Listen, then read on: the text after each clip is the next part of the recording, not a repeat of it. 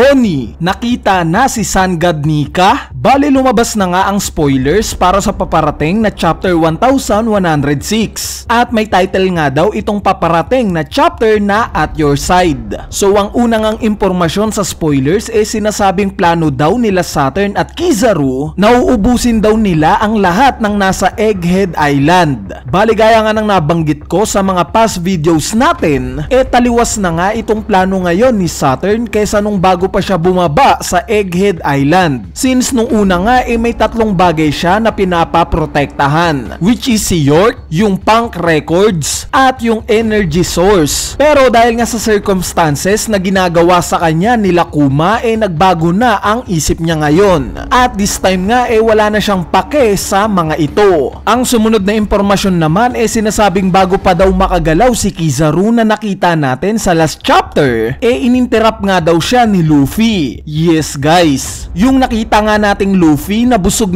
sa last chapter at nagpapahinga, sinasabi ngang tumayo na. Inatake nga daw niya itong si Admiral Kizaru. Bali itong scene nga na to related sa sumunod na impormasyon sa spoilers. Dahil nung mga oras daw na sinuntok ni Luffy itong si Admiral Kizaru, nakita nga daw ito ni Bonnie. At dito na-realize nga daw ni Bonnie yung similarity ni Luffy kay Sun God Nika. Bali ito na nga yung moment na hinihintay nating lahat. Finally natuklasan na nga rin ni Bonnie na totoo pala yung kinikwento sa kanya ng tatay niyang si Kuma patungkol sa magliligtas sa buong mundo na si Sun God Nika. Though on paper nga parang normal lang ito na revelation. Pero ito nga yung pinaka nilulook forward ko sa chapter na to. Since gaya nga ng nabanggit ko sa mga past chapters iniiwas nga ni Oda na makita ni Bonnie itong Gear 5 form ni Luffy. Dahil during nga sa unang transformation neto ni Luffy sa laban niya kay Rabluchi, bigla ngang nahimatay itong si Bonnie at hindi niya nakita itong Gear 5. During naman sa ikalawang transformation ni Luffy sa laban naman niya kay Admiral Kizaru, bigla namang pinabagsak sa ibaba ni Oda itong si Bonnie. Kaya hindi na naman niya nakita itong Nika form ni Luffy. Sa madaling salita parang tinitis tayo ni Oda sa moment na to. Hinihintay nga niya yung best moment kung kailan makikita ni Bonnie si Luffy bilang Nika. At itong moment nga na to sa paparating na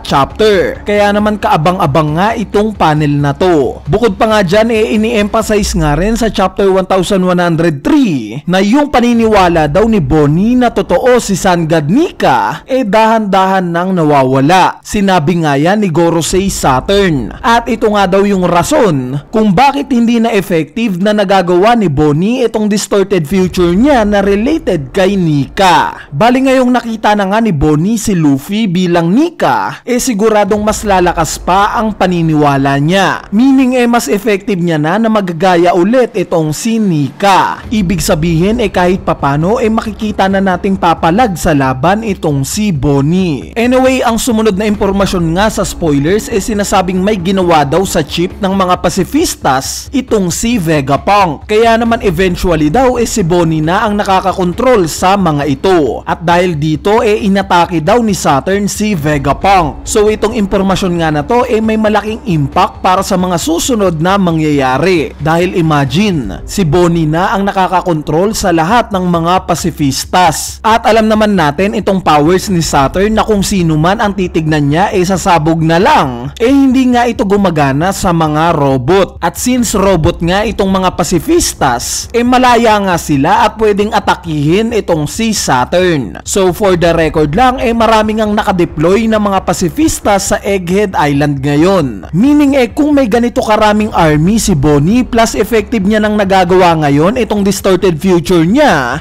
kaya niya nang tapatan itong si Saturn. Hindi ko sinasabing kaya niya na tong talunin, pero kaya niya na tong tapatan sa laban ng sapat o kaya niya nang tumagal sa laban kahit papano kay Saturn. Meaning mas makakapag-focus na si Luffy na ang kalaban lang niya itong si Admiral Kizaru, 'di ba? Sa part naman ni Vegapunk na hindi sinabi sa spoilers kung nakaligtas ba siya sa atake ni Saturn, I hope na may tumulong sa kanya since siya nga ang pinaka-importanteng tao ngayon sa isla na to. Bali ang huling impormasyon nga sa spoilers ni-reveal na kung sino itong umatake sa mga marine sa last chapter na papunta na daw ngayon sa Egghead Island. Island. At ito nga daw sila Brogy at Dory. Sa mga nakalimutan na sila nga yung dalawang giants na nakita natin sa Little Garden Arc. Recently nga lang nag-appear sila sa Elbaf kasama itong Red Hair Pirates. So technically nga hindi sumama itong sila Dory at Brogy sa Red Hair Pirates nung paalis na sila Shanks sa Elbaf, since pinakita nga na naiwan sila sa Elbaf nung umalis na itong Red Hair Pirates. Pero tumulong nga silang dalawa para wasakin itong barko ng Kid Pirates. Sa recent video nga natin nabanggit ko na yung may mataas na tsansa kung sino itong umatake sa Marines na papunta ngayon sa Egghead Island yung nasa lokasyon na malapit lang, since ang pinaka problema nga yung transportasyon, since nasa New World nga ang Egghead Island. At since malapit na nga itong Elbaf sa Egghead Island, it makes sense nga na ang pupunta itong dalawang giants na to. Bali nakakatuwa ngang isipin na yung clue na sila Dory at Brogy ang pupunta sa Egghead Island na-hint na sa atin ni Oda na hindi man lang natin napapansin, since during chapter 116 nga may title ito na Giants. At ngayong chapter 1106 naman may title na At Your Side. At kapag pinagsama mo nga itong dalawang title na to makakabuo ka ng Giants at Your Side. So ano ba ang impact ng pagpunta nitong sila Dory at Brogy sa Egghead Island? Syempre silang dalawa nga ang haharap sa mga Marines na nasa labas ngayon netong Egghead Island. Kasama na nga dyan yung siyampa ng mga Vice Admirals. At dahil nga sa pinatikim na tayo ni Oda ng lakas ng dalawang to during chapter 1079, mukhang easy na nga lang sa kanila itong mga Marines na to. Dagdag pa nga dyan mas lumalaki na nga ang posibilidad ngayon na magkakaroon talaga ng Elbaf Arc, since alam naman natin na dito nang galing itong dalawang giant na to. At currently nga plano netong sila Vegapunk na tumakas sa Egghead Island at pumunta sa Elbaf, meaning dumating na talaga itong sundo nila. Bale overall nga mukhang bigating chapter itong paparating. Makakakita nga tayo ng mga laban, since nabanggit nga na active na ulit itong si Luffy. At ni-reveal na rin na si Dory at Brogy daw itong padating sa Egghead Island. Plus sinasabi pa nga na umatake daw itong si Saturn. Anyway, ayan na nga yung maikling spoiler review natin para sa paparating na chapter 1106. Kung natripan nyo nga itong review natin, wag na kayong mahiyang pindutin niyang like button, dahil napakalaking tulong na nga niyang like nyo para sa ating channel. So yun lang, peace!